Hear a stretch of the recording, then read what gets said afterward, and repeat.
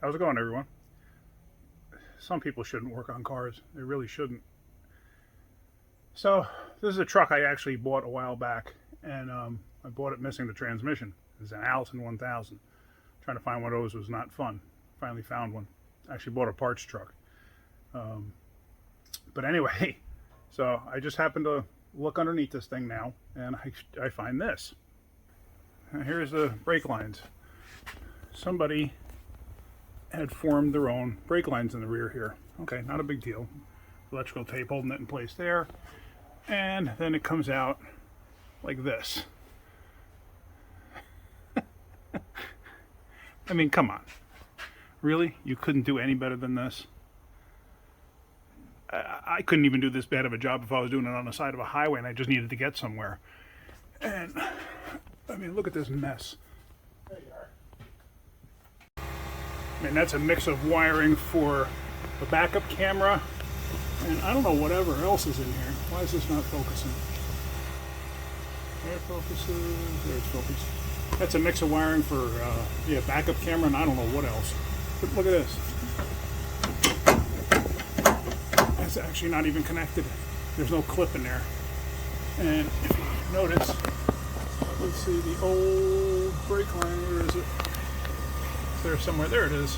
And it's peeking through. And then I happen to notice I just changed the fuel filter. That's how I noticed it. Compression fitting. Not good. I do not trust compression fittings. But at least, you know, at least they left the fitting on there. I don't know. And they left the old line sitting up there, which, okay, not a big deal. I'll cut it back. But yeah, here's that Allison tranny that I got. Like I said, it was completely missing. So it's a good thing I bought the parts truck because I was able to get hardware and everything else to do the job because everything was missing. Hardware, everything. And the idiot, whoever, I know the guy who pulled it apart, but the guy who pulled it apart, he cut the exhaust here to get it out, which I can understand that. But then he gives me those pieces there.